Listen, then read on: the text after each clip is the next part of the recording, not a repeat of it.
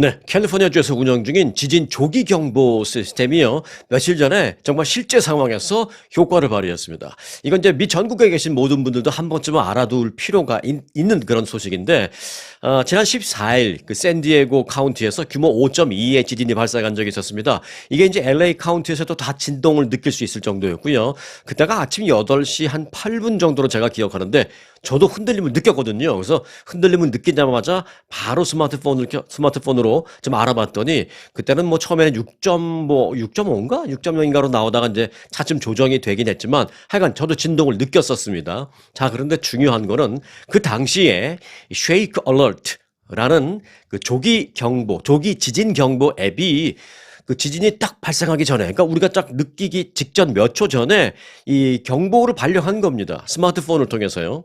자, 이를 통해서 실제로 그 지역 주민들이 지진 발생 사실을 불과 몇 초긴 합니다만 신속하게 알고 대응할 수 있었던 것으로 평가돼서 지금 굉장히 미 전국에서 이 부분에 대해서 주목하고 있습니다. 야, 이게 지진 조기 경보 앱이 실제 효과가 있네라는 겁니다. 자, LA 타임스는요, 이번 샌디에고 지진으로 인해서 캘리포니아의 지진 조기 경보 시스템인 Shake Alert의 그 효과가 입증됐다라고 보도했습니다. LA 타임즈에 따르면 Shake Alert라는 그 지진 조기 경보 앱은 지진 발생 몇 초 전 샌디에고 카운티는 물론 LA 카운티, 또 오렌지 카운티, 또 리버사이드 카운티 등 지역 주민들에게 휴대전화로 경보를 발령했습니다. 저도 받았습니다. 당시 이 샌디에고 카운티 지역 주민들은요, 스마트폰으로 짧게는 1초에서 1초 전에 받는다면 사실은 뭐 큰 디퍼런스는 좀 못 느낄 수도 있을 것 같습니다만은 짧게는 1초에서 길게는 10초 전에 경보를 미리 받았다라는 것입니다. 자, 그런데 이 10초의 의미는 어마어마합니다. 자, 지진 그 진동이 실제로 도달하기 전에 일부 지역에서는 이렇게 뭐 1초, 5초 또는 10초 전에 일찍 경보를 받은 겁니다.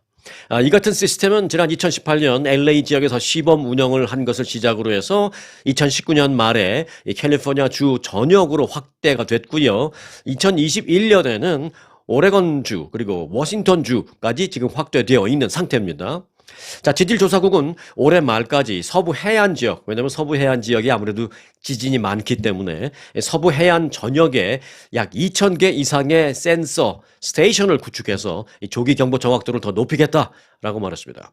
자, 이 앱, 경보 시스템 앱, 이 Shake Alert라는 앱은 지진 발생 몇 초 전에 샌디에고 카운티는 물론 LA, 오렌지, 리버사이드 카운티 지역 주민들에게 이제 경보를 전달했다고 말씀드렸잖아요. 스마트폰으로 오는 겁니다.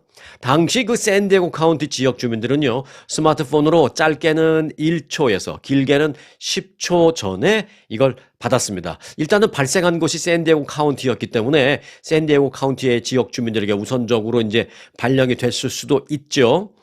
자, 지진이 나기 10초 전에 경보를 받는 것과 전혀 경보 없이 갑자기 지진이 닥치는 것의 차이는 상상 이상으로 어마어마합니다. 먼저, 자, 디퍼런스를 좀 알아보겠습니다. 자, 먼저 경보 없이 갑작스러운 지진을 당했을 때를 상상해 보면 이렇습니다. 자, 제가 가정을 해서 예를 들어 드리는 겁니다. 자, 평소처럼 집 거실 소파에 앉아서 휴대폰을 이렇게 보고 있다라고 가정을 해 보시기 바라겠습니다. 뭐 특별히 아무런 징조도 없이 그리고 앉아 있는데 갑자기 바닥이 심하게 흔들립니다. 어지럽겠죠. 네, 이후에 소파가 앞뒤로 요동을 칩니다. 그러다가 TV가 넘어지면서 유리 파편이 팍 튑니다. 벽에 걸린 액자가 떨어져 내려오면서 옆으로 쾅 떨어질 수도 있죠. 너무 위험한 상황이죠. 사람이 다칠 수도 있는 위험한 상황입니다. 또한 그 주방에서는 접시가 막 흔들리니까 떨어지면서 접시가 깨지는 소리와 함께 뭐 이제 사람들의 불안한 비명 소리도 함께 막 들려오기 시작합니다. 이후 멍해진 상태로 이게 이제 불과 5초 내지 10초 정도 사이에서 발생할 수 있는 일입니다. 지금 말씀드리는 게 뭐 10초 전에 받았니 이게 문제가 아니라 지진이 딱 발생해서부터 정말 10초, 20초, 불과 한 30초 굉장히 길게 느껴집니다. 한 30초만 흔들려도요, 한 10분 이상 흔들린 것 같은 그런 느낌을 갖게 됩니다. 여하튼 이렇게 흔들려서 깨지고 아우성되는 그런 상황은 불과 15초, 20초, 뭐 30초 이내에 다 발생할 수 있는 겁니다. 흔들리면서 액자가 떨어져서 깨지는데 시간이 얼마나 걸리겠어요. 자, 이렇게 순간적으로 그러니까 사람이 멍해질 수도 있습니다. 그러면서 내가 어떻게 해야 되지라고 좀 패닉 상태에 빠질 수도 있고요. 그래서 뭐 일어나지도 못하고 좀 붕 떠 있는 그런 상태, 혼란에 빠지게 되는 상태가 되는 거죠. 그러면서 이게 무슨 일이지? 가면서 지진이구나. 지진 이거 언제 끝나지? 생각만 하지 몸은 안 움직이는 경우도 많다라고 합니다. 왜냐하면 공포가 머리를 지배하기 때문입니다. 자, 이 모든 게 단 불과 몇십 초 안에 다 일어나는 일입니다. 생각할 시간도 또 뭐 대피할 수 있는 시간도 사실은 갖지 못하는 그러니까 순식간의 상황에 발생하는 것입니다. 자, 그런데요. 이런 지진이 딱 발생하기 10초 전에 스마트폰을 보고 있다가 경보를 받았을 때를 이제는 그런 반대로 가정을 해보겠습니다. 자, 스마트폰에서 이 스마트폰을 소파에 앉아서 보고 있는데 갑자기 윙 경보음과 함께 음성 안내가 나옵니다. 지진이 감지됐습니다. 흔들림까지 약 10초 정도 남았습니다. 라는 식의 경보가 울립니다. 이번에는 이제 텍스트 메시지로 왔지만 이제 예를 들어 그렇게 경보가 울립니다. 텍스트 메시지가 와도 마찬가지죠. 이제 볼 수 있으니까. 자, 그런 경보를 딱 받았다. 그럼 즉시 소파에 앉아 있다가 소파 밑에 튼튼한 어떤 밑으로 들어가든지 아니면 소파 옆에 있는 테이블 밑으로 이 몸을 숨긴다든지 충분히 할 수 있습니다. 소파 아래로 또는 소파 옆에 있는 그 테이블 밑으로 몸을 숨기는 데는 10초면은 사실 뭐 충분합니다. 충분합니다. 그 긴박한 사이에 뭐 10초씩 걸리겠어요. 그냥 빨리 움직여서 5초 안에 테이블 밑으로 들어가서 이렇게 숨어 있으면 됩니다. 자, 그러면서 즉각 머리를 팔로 감싸고 가구나 유리창에서 좀 떨어진 곳으로 천천히 이동할 수도 있습니다. 내가 시간을 벌었으니까. 자, 그리고 조금 여유를 찾으면서 가족들에게 야, 지진이다. 어서 몸을 숨겨라. 라고 뭐 크게 외칠 수도 있고 또는 전화를 걸어볼 수도 있고 뭐 그런 정도의 여유가 생긴 겁니다. 일단 내 몸을 안전하게 테이블 밑으로 숨었으니까. 그리고 이제 TV나 액자가 막 떨어져도 이미 좀 안전한 자세를 취하고 있기 때문에 멘붕까지 패닉 상태까지는 가지 않습니다. 자, 이렇게 비록 짧은 시간이지만 이미 대피한 상태에서 지진을 맞을 수 있다는 것. 이런 차이는 정말 엄청난 차이입니다. 부상을 피하거나 심지어는 생명의 위험과도 직결될 수 있는 걸 피할 수 있는 그런 엄청난 차이를 가질 수 있는 겁니다.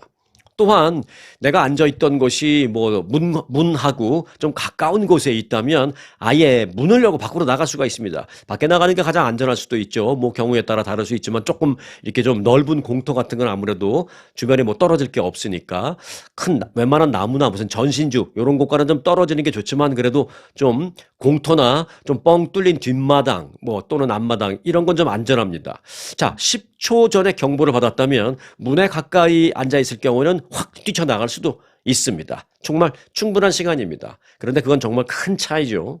미국의 지진 조기 경보 앱은 그런데 여러 개 버전이 있습니다. 자, 뭐 제가 가상으로 가정해서 이 상황을 좀 이렇게 설명을 드렸습니다만은 정말 한 5초 내지 10초 정도 미리 경보를 받는다면 야, 정말 목숨을 구할 수도 있는 큰 차이가 있겠구나 정도는 아마 느끼셨을 겁니다. 자, 그러면 서부 해안 지역에 계시는 분들 또는 동부 해안 계시는 분들도 마찬가지지만 이 지진 같은 것이 있을 수 있는 또는 지금 뭐 자연재해가 전후방이 따로 없죠. 그러니까 사실 모두들 이런 지진 경보 앱 돈 드는 거 아닙니다. 하나씩 갖고 있으면 좋죠. 자, 그러면 어떤 앱이 있는지 잠깐 전해드리겠습니다. 자, 우선 그 캘리포니아 주는요, 앞서 말씀드린 그 Shake Alert라는 앱이 있고요. 또 My Shake 라는 앱이 있는데요. 이 마이쉐이크라는 이 앱은 UC 버클리 대학과 캘리포니아 지질조사국이 함께 공동으로 연구해서 개발한 앱입니다. 마이쉐이크. 이거 뭐 앱스토어에 가면 다 있어요. 그리고 다 프리입니다. 프리. 이 마이쉐이크의 기능은요, 지진 발생 수초 전에 경고 알림을 보내주고 또 실시간 진도의 위치 정보도 제공해줍니다. 어디서 발생했다 이런 거. 그리고 미국의 공식 앞서 제가 말씀드렸던 쉐이크 얼러트, 이건 이제 정부에서 하는 건데 그 쉐이크 얼러트 시스템하고 연동해서 작동하는 거라서 좀 신뢰할 수 있는 겁니다. 마이쉐이크 또는 쉐이크 얼러트. 마이쉐이크나 쉐이크 얼러트의 사용 가능 지역은요, 캘리포니아주를 비롯해서 오레곤주, 워싱턴주 등입니다. 지금은 미국 내에서 조기 경보를 받을 수 있는 가장 대표적인 앱으로 이 마이쉐이크 또는 쉐이크 얼러트가 꼽히고 있습니다. 그 외에 퀵 Alert, 지진 경보라는 뜻이죠. Quick Alert USA라는 것도 있고요. 또 Earthquake Network이라는 것도 있습니다. 자, 뭐 제가 여러 가지를 말씀드렸습니다만 이건 다 이제 우리가 다룬 이제 다운 받으면 물론 무료입니다만은 다운 받으면 되는 건데 그런데 이제 사실 여러분들 그 스마트폰에도 사실 아주 기본적이긴 하지만 지진 조기 경보 그 기능이 있습니다. 사실은 제 전화기에도 사실은 있어요. 자, 그 스마트폰 여러분들의 그 세팅 설정 이 세팅에 들어가서 Safety and Emergency에 들어가시면 됩니다. 근데 세팅을 한번 탁 누르면 뭐가 많잖아요. 아, 이 중에서 어딜 가야 되라고 혹시 이제 생각되시면 일단 세팅을 누르신 다음에 그 위에 검색할 수 있는 게 나오니까 거기다가 Earthquake이라고 쓰거나 아니면 Safety라고 한번 쳐보세요. 검색에 세팅에 들어가서 검색에다가 safety라고 쳐보세요. 그러면 이제 몇 관련되는 단어가 이제 뜨는데 거기에 보면은 safety에 이런 게 있습니다. Earthquake Alert라는 게 저 아래쪽에 있습니다. Earthquake Alert라는 기능이 있습니다. 그걸 딱 누른 다음에 혹시 꺼져 있으면 그 on 눌러서 활성화 시켜 놓으면 됩니다. 이걸 다 이제 on 해 놓으시기 바라겠습니다. 웬만하면은 이제 전화기를 살 때 자동적으로 on 되어 있는데 혹시 모르니까 한번 들어가서 on이 안 돼 있다면 on 눌러서 활성화 시키시기 바라겠습니다. 세팅, 그 다음에 검색에다가 safety, 그 다음에 earthquake alert를 눌러서 on 시켜놓는 거 잊지 마시기 바라겠습니다. 그것도 복잡하면 그냥 앱스토어 또는 플레이스토어에 가갖고 earthquake alert 이런 걸 누르면 관련된 게 쫙 뜹니다. 그 중에서 가장 많이 다운받은 좀 신뢰할 수 있는 걸 하나 다운받아서 내 전화기에 꼭 갖고 계시기 바라겠습니다. 캘리포니아나 오레곤이나 워싱턴 이 서쪽 지역에 계신 분들은 앞서 제가 말씀드렸던 MyShake 또는 Shake Alert 이 앱을 꼭 다운받아서 갖고 계시기 바라겠습니다. 네, 휴스턴 대학 그 수학과에 재직 중인 한국인 교수 A씨가요, 비자가 갑작스럽게 취소돼서 한국으로 추방되는 그 조치를 받았습니다. 그래서 지금 짐을 싸고 계시다라는 얘기입니다. 자, 현지 언론 휴스턴 크로니클이 보도한 내용인데요. 한국인 A 교수는 2022년 9월부터 2024년 6월까지 오하이오 주립대학에서 연구원으로 재직한 후에 지난해 가을부터 휴스턴에서 이 강의를 시작했습니다. 조교수로, 그러나 뭐 우리는 이제 교수라고 부르긴 하지만 일단 정확한 신분은 조교수로. A씨는 다른 기관에서 박사 과정을 또 밟고 있다, 공부를 하고 있다, 라는 그런 이유로 이 비자 취소 통보를 받은 것으로 알려졌습니다. 그러니까 너가 여기서 강의를 하면서 뭐 교수라고는 하지만 저쪽에서 또 박사과정 공부를 하네? 그럼 너는 교수가 아니라 학생이야? 근데 네가 갖고 있는 비자는 학생 비자가 아닌데 하면서 비자가 틀렸다라고 하면서 추방 명령을 내려버린 겁니다. 그래서 지금 짐 싸고 계십니다, 그분이. A씨는 한국으로 돌아가서 신분 문제를 해결하라라는 통보를 받았다라고 합니다. 그런데 사실 전문가들은 한국에서 신분 문제를 해결하기는 어려울 전망이다. 이제 주한 미 대사관에 가서 해결을 해야 되는데 어려울 전망이다라고 말하고 특히 뭐 해결이 됐다라고 하더라도 미국 재입국 허가를 받기는 더더욱이 어려울 것이다. 뭐 이런 전문가들의 의견을 내놓고 있습니다. 요즘 이런 상황에 처해지는 한국인들의 상황, 그 케이스가 자꾸 하나씩 더 늘어나고 있습니다. 얼마 전에는 이제 유학생도 이런 케이스를 받았는데 이번에는 유학생이 아니라 대학에서 강의를 하는 조교수도 이런 상황에 처해졌다라는 얘기입니다. 미 전국적으로는 뭐 지금 거의 900명 가까운 학생과 연구원들이 이런 조치를 받았습니다. 그런데요, 이제 주한 미 대사관이 미국을 방문하는 한국인들에게 지금 경보를 하나 내렸습니다. 뭐냐면 오버스테이를 주의하라라는 체류기간 초과 경고를 내렸습니다. 왜냐하면 체류기간을 초과했을 시에 단 하루라도 초과했을 시에 영구적으로 미국 입국이 금지될 것이다 라는 그런 경고입니다. 그 주한 미 대사관이 이런 경고를 모든 대한민국의 전국의 그 한국 사람들한테 일제히 이런 걸 보내기는 상당히 이례적입니다. 자, 주한 미 대사관은 소셜미디어 X를 통해서 미국에서 허가된 체류 기간을 한 번이라도 초과한 경우 또는 하루라도 초과한 경우 미국 여행이 그 후로는 영구적으로 금지되거나 향후 비자 발급이 영구히 거절될 수 있으니 꼭 유의하라라고 경보를 올렸습니다. 주한미 대사관은 이어서 영사들과 이민 당국은 체류 초과 여부를 확인할 것이다 라면서 이민 규정을 준수하는 것은 전적으로 본인의 책임이지만 모르고 나는 이렇게 실수로 그런 일을 했다라는 것이 통용되지 않으니 반드시 유념하라. 이렇게 얘기하고 있습니다. 이번 메시지는 국무부가 지난 11일 같은 플랫폼을 통해서 비자 소지자가 미국 이민법을 어기면 비자가 취소되고 추방될 수 있다라고 밝힌 데 이어서 이번에는 주한미 대사관 차원에서도 이런 경고를 내렸다라는 것입니다. 한편 이번 경고를 계기로 통상적으로 학생이나 기술연구원 또는 방문연구원의 그 비자를 갖고 있는 사람들에게 적용돼 온 그 60일간의 그레이스 피리어드, 그러니까 그 비자 기간이 끝나도 60일 정도 유예 기간을 주거든요. 비자 기간이 오늘 끝나도 그로부터 60일 정도까지는 그 안에만 출국하면 되는, 그래서 이제 소위 말하는 이제 그레이스 피리어드를 주는데 그 그레이스 피리어드도 앞으로 계속 유지될 수 있을지, 아니면 이런 거 이제 무슨 그레이스 피리어드야, 그냥 비자 기간 오늘 끝나면 오늘 안에 나가야 돼, 이렇게 변할 가능성이 매우 높다라고 이제 전문가들은 얘기하고 있습니다. 그러니까 지금까지 있었던 어떤 미국 비자 내가 잘 아는데 비자 기간이 끝나도 니네들 그 60 days 그레이스 피리어드 이런 거 알아? 그런 게 있어요? 그럼 내가 너무 잘 알잖아. 그 60일 정도 비자 기간이 끝난 후에 60일 안에만 나가면 돼. 이렇게 혹시 누군가가 말할지 모릅니다. 그런데 그런 게 물론 있긴 있습니다만은 그것도 이제 없어질 수 있기 때문에 그런 거 너무 믿지 말라라는 게 전문가들의 얘기입니다.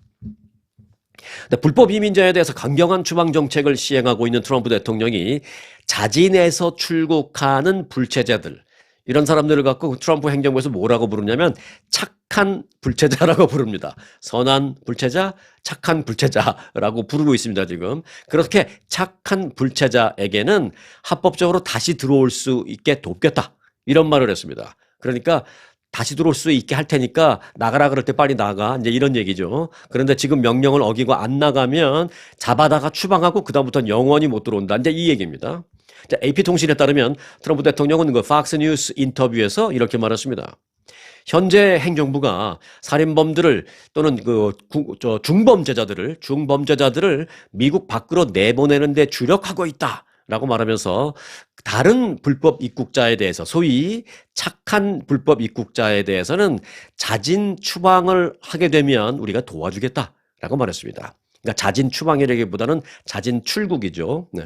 트럼프 대통령은 우리는 그들에게 돈을 좀 주고, 즉 그들이라는 것은 앞서 말씀드린 착한 불체자, 스스로 자진해서 나가는 그런 불체자, 그들이 그렇게 나가기로 이제 마음을 먹었다라고 하면, 나는 나간다라고 이제 신고를 하면 우리가 그들에게 나가는데 도움이 되라고 돈도 좀 주겠다라는 것입니다. 근데 그걸 얼마인지는 얘기 안 했어요. 근데 그게 뭐 인생을 바꿀 만한, 팔자를 고칠 만한 그런 돈은 당연히 아니겠죠. 이제 어느 정도 나가는 데 필요한 경비겠죠. 왜냐면은 불체자들이 여기서 아주 그냥 너무 가난하게, 처절하게 가난하게 하루하루를 근근히 살고 있다면, 내가 트럼프 대통령의 말을 듣고 나가고 싶은 마음이 있어도 당장 나가고 싶은 무슨 비행기표나 경비나 이런 돈이 없어서 못 나갈 수도 있잖아요. 그러니까 나가겠다고 하면 우리가 돈을 좀 주겠다라는 것입니다. 그리고 플러스 비행기표도 사주겠다라고 말했습니다. 그리고 만약 그들이 선한 사람이고 착한 사람이라면 우리는 그들이 다시 미국에 들어오려고 어떤 걸 정식으로 합법적으로 신청을 해서 밟을 때 우리는 오히려 그들을 도와주겠다라고 말했습니다. 이것은 상당히 좋은 거죠. 선한 사람들에 대해서는 지원을 해주고 범죄자들은 내쫓아 버리겠다, 뭐 이런 부분은 상당히 바람직한 것이다라고 생각이 됩니다. 효율성만 갖출 수 있다면. 네, 트럼프 대통령은 마구잡이로 불체자들을 갑자기 이렇게 추방하면 미국 내 특정 업계에서는 타격이 크다, 문제입니다. 이거 뭐 불체자들 우리나라에 당연히 있어서는 안 되지만 지금 너무 오랫동안 이런 상황이 지속돼 왔기 때문에 이걸 하루아침에 다 내쫓아 버리면 여러 가지 비즈니스에 타격을 많이 봅니다라는 그런 지적이 좀 있고 그런 여론이 좀 나오고 있다라는 것을 의식한 듯 이런 조치를 취하겠다라고 말하는 겁니다. 예를 들어서 미국의 호텔, 그리고 농장, 시골의 막 농장, 막 이런 데는 타격이 지금 심하거든요. 말을 못해서 그렇지. 네. 미국의 호텔과 그래서 트럼프 대통령이 뭐라고 말했냐면, 미국의 호텔과 농장들이 필요한 노동자를 적절하게 구할 수 있도록 나는 돕고 싶다, 이렇게 말했습니다. 근데 이 말은 여러 가지를 내포하고 있죠. 필요한 노동자를 구할 수 있게 돕고 싶다. 이건 뭐냐면 그들이 고용하고 있는 불체자들은 내가 안 건드리겠다. 사실 그런 말은 아니죠. 불체자인 건 뻔히 알고 안 건드리겠다라는 건 아니고, 그러니까 자진해서 나갔다가 다시 들어올 수 있게 신청하면 받아줄게, 뭐 이런 얘기긴 합니다만은, 근데 문제는 그럼에도 불구하고 이들이 정부를 신뢰하지 못하고 뭐 이 정부가 나빠서 뭐 그런 게 아니라 이게 왠지 불안하니까, 과연 정말 내가 스스로 나갔다가 다시 들어오려고 할 때 받아줄까? 안 받아주면 어떡하지? 이래서 이제 좀 믿지 못해서 나가려고 하는 사람은 사실 거의 없습니다. 자, 트럼프 대통령은 그러면서 미국에 불법으로 체류하는 노동자들이 미국을 떠났다가 법적 허가를 받고 다시 미국에 올 수 있도록 돕겠고, 또 그들이 제발 그렇게 하기를 원한다라고 말했습니다. 문제는 그들이 지금 꿈쩍도 하지 않고 숨어 있다는 게 문제죠. 현재 미국의 그 농업과 서비스업은요, 이 불법 이민자가 제공하는 저임금 노동력에 크게 의존하고 있는 것이 불편한 진실입니다. 네. 사실이긴 하지만 매우 불편하고요. 매우 말하기 불편하고 꺼림직하지만 또 일정 부분 현실이기도 한 불편한 진실입니다. 서비스업, 농업 막 이런데요. 때문에 불법 이민자를 전부 한꺼번에 추방을 순식간에 해버리면 노동력이 급작스럽게 부족해지고 그로 인해서 물가가 급상승할 수 있다는 우려가 나오고 있습니다. 지금 관세 때문에 물가가 오른다고 다들 난리인데, 또 불법 체류자를 한꺼번에 왕창 쫓아내서 거기에 정말 합법 체류 신분을 갖고 있는 멀쩡한 그런 미국인들, 뭐 백인이나 예를 들어서 그런 사람들이 가서 내가 오렌지 딴다고 생각해 보세요. 그 사람한테 돈 엄청 많이 줘야 되는데 그럼 결국 물가가 팍 또 뛸 테니까, 그런 부분에 대해서 여론이 들끓으니까 트럼프 대통령이 이런 부분에 대해서는 조금 유연하게 대처를 하겠다라는 얘기를 이번에 한 것입니다. 자, 트럼프 대통령의 이런 발언은 노동력이 부족할 경우에 일부 불법 체류자의 그 합법적인 재입국을 허용할 수도 있다라는 의미로는 해석이 되지만, 문제는 앞서 말씀드렸다시피 그들이 아무리 그래도 절대 지금 스스로 나가려고 하지 않고 있다라는 것입니다. 여하튼 트럼프 대통령의 이런 발언은요, 지금까지의 초강경 그런 기조와는 분명히 좀 변한 차이가 있는 그런 입장인 것만은 분명합니다. 네, 흥미로운 주목할 만한 이슈 한 가지 좀 전해드릴까요? 네, 미국에서 $100에 팔리는 그 룰루레몬 레깅스, 뭐 요가를 하시는 분들이나 또는 짐에 가서 운동을 하시는 분들이나 또는 이제 젊은 사람들은 그런 레깅스 입고 공원이나 이런 데서 막 걷거나 뛰기도 하고 뭐 그러죠. 나이가 좀 있으신 분들은 그 레깅스 입고 사람 많은 데 가고 싶어 하진 않지만 뭐 실내 짐 요 정도까지는 오케이, 또는 요가 클래스 뭐 요 정도까지는 오케이. 여하튼 많은 사람들이 입는 그 레깅스, 룰루레몬 가면 이거 비싸죠. 한 $100 정도 하는데, 그런 $100짜리 룰루레몬 레깅스가 중국에서 만드는데요, 중국 공장에서 원가 $5다 라는 그런 얘기입니다. 이게 중국에서 그런 걸 만드는 그 사람들이 이런 얘기를 폭로하면서 영상에 올린 겁니다. 틱톡이에요. 또 뿐만 아니라 이 4만 불 정도 하는 명품 에르메스 버킨 백은요, 원가가 1,300불 정도밖에 안 된다 라고 그 원가를 폭로하는 제조업자까지도 생겨났습니다. 진짜로 이걸 만드는 제조업자가 그런 얘기를 한 거예요. 미국, 중국 간의 그 관세 전쟁 속에서 미국 흔들기가 시작된 건데, 미국 네티즌들 사이에서는 실상을 알게 됐다라는 그런 반응까지도 나오고 있습니다.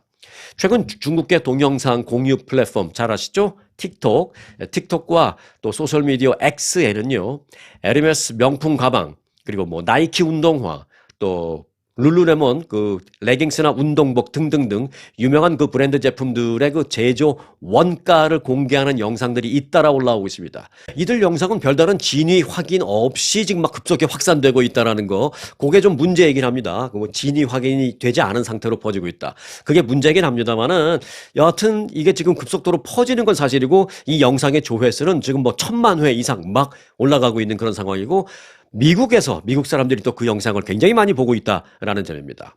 자, 영상 속의 중국 공장 관계자는요, 영어로 영상을 올렸어요. 생각보다는 꽤 유창한 영어로 이 가방 제작에 필요한 가죽과 각종 부자재 등의 원가를 꼼꼼하게 요건 얼마 막 아주 굉장히 구체적으로 그래서 그 말의 신빙성을 상당히 더해주고 있습니다. 그렇게 상세히 설명하면서 이 에르메스 명품 버킨백 죄송합니다. 명품 에르메스 버킨백 가격의 90% 이상은 에르메스 로고 값이다. 그렇게 말했습니다. 그냥 이름 값이다. 라는 것이죠. 또 다른 틱톡 인플루언서는 미국에서 $100 이상에 판매되는 룰루레몬 그 요가 레깅스가 중국 공장에서 사실 $5, $6 정도의 원가에 만들어진다라면서 이 원자재와 그리고 장인 정신은 기본적으로 룰루레몬 레깅스 쓰든지 룰루레몬 마크가 안 달려있는 다른 레깅스라든지 사실 장인 정신, 만드는 사람이 어떤 그런 정신 또는 원자재, 재료는 다 똑같다. 이렇게 얘기했습니다.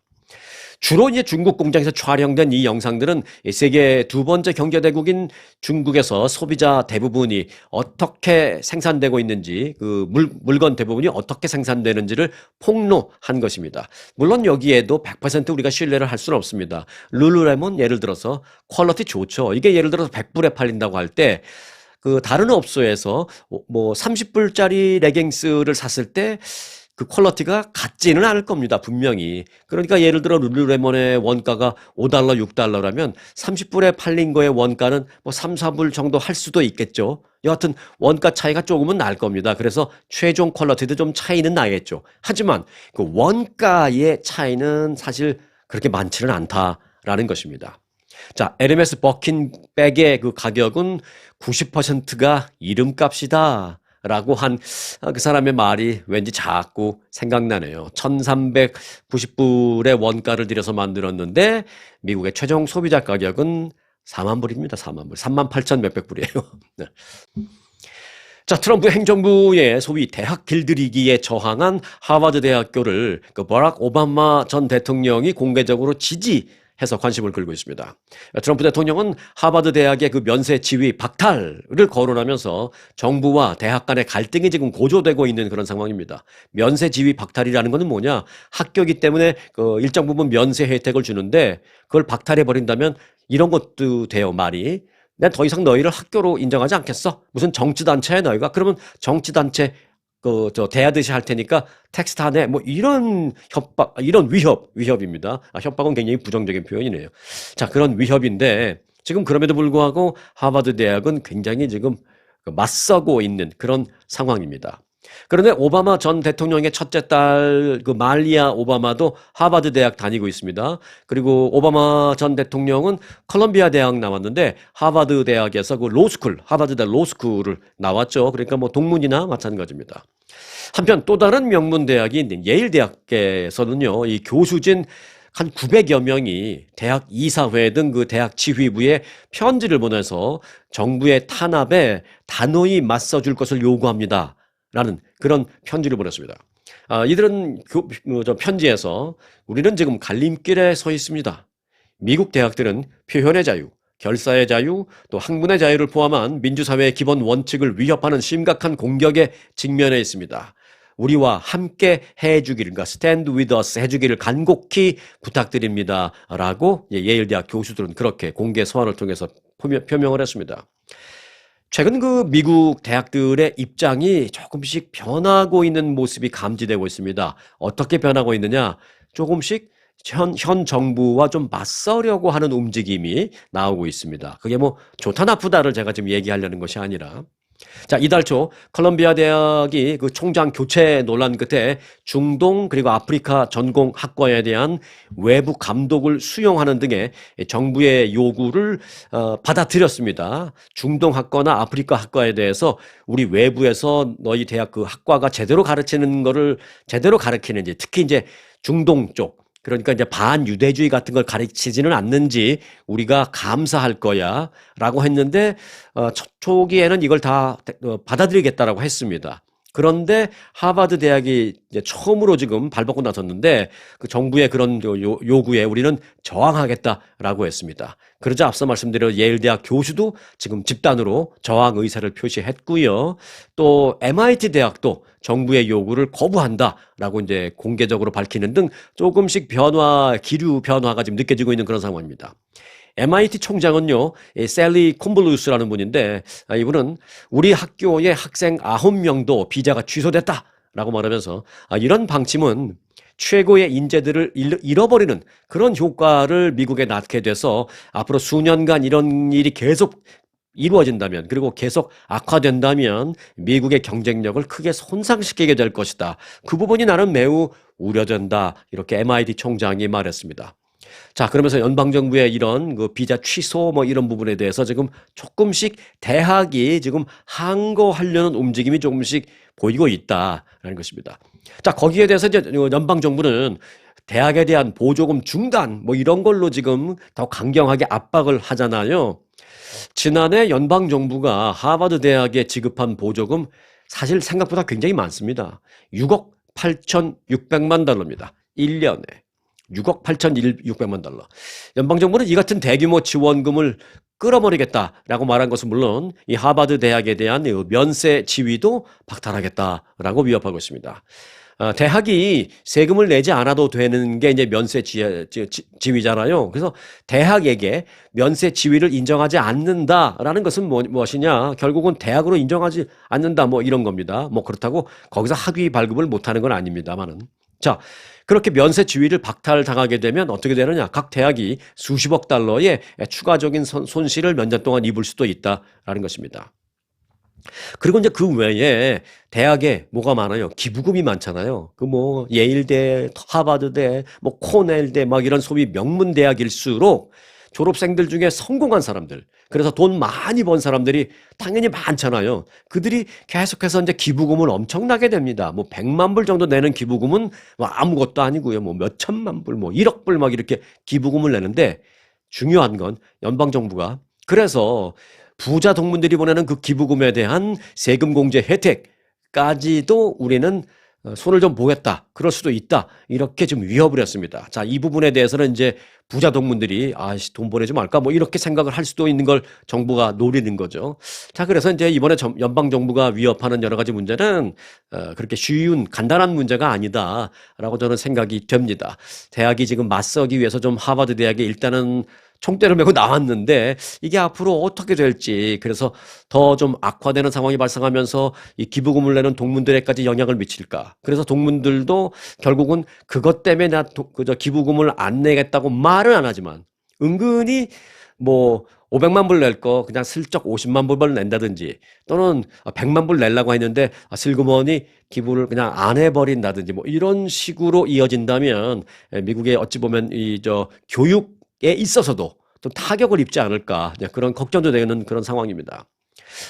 연방 법률이 직접적이든 간접적이든 그런데요, 대통령이 국세청의 세무조사를 지시해서는 안 됩니다. 그게 이제 연방 법률입니다. 헌법에 이렇게 되어 있습니다. 그런데 이제 앞서 연방정부는 뭐 대학 기부금을 내는 사람 뭐 세금 혜택 공제 안 해준다, 또는 세금 감사도 할 수 있다라는 얘기까지는 안 했습니다만은 다들 그 생각하는 거죠. 기부금 내가 500만 불 내려고 그랬는데 그 공제 혜택을 안 주는 거를 넘어서, 공제 혜택 안 주는 거 막 거기까지는 fine. 근데 그걸 넘어서서 나한테 세금 감사 들어오는 거 아니야? 오디트 들어오는 거 아니야? 이런 겁이 날 수도 있잖아요. 근데 그런 여러 가지 안팎의 압력이 우려되는 것인데, 사실 헌법에는 대통령이 국세청의 세금 감사를 지시해서는 안 된다라고 되어는 있습니다. 또 하버드 대학의 그 면세 지위를 박탈한다라는 그런 말도 했는데, 그 대학의 면세 지위를 박탈하기 위해서는 그 명분이 분명하게 있어야 되는데, 지금 벌어지고 있는 이런 상황이 사실은 대학의 면세 지위를 박탈할 수 있는 그런 법적인 명분은 아니거든요. 그래서 사실 연방정부의 위협이 현실적으로 이루어지기는 사실은 좀 어려운 면이 있다. 좀 대학이나 동문들이 좀 심리적으로 위축될 수는 있지만 현실화되기는 법적으로 어려운 면이 있다. 뭐 이런 게 이제 헌법 전문가들의 분석입니다.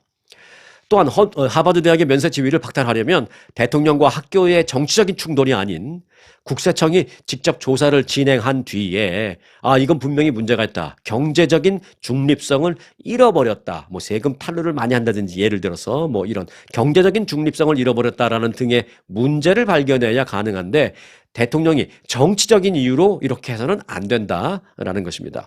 뭐 어찌됐든 지금 미국의 번영과 국력을 뒷받침하는 그 학문적인 성취의 성장과도 같은 어찌 보면 대표적인 미국의 학교, 이 하버드 대학, 이 하버드 대학과 트럼프 행정부 간의 첫 충돌이 이제 격화되기 시작했는데 다른 학교들도 하나 둘씩 지금 같이 조인하기 시작하는 것으로 보여서 자, 이 상황이 앞으로 어떻게 전개될지 매우 주목되고 있습니다.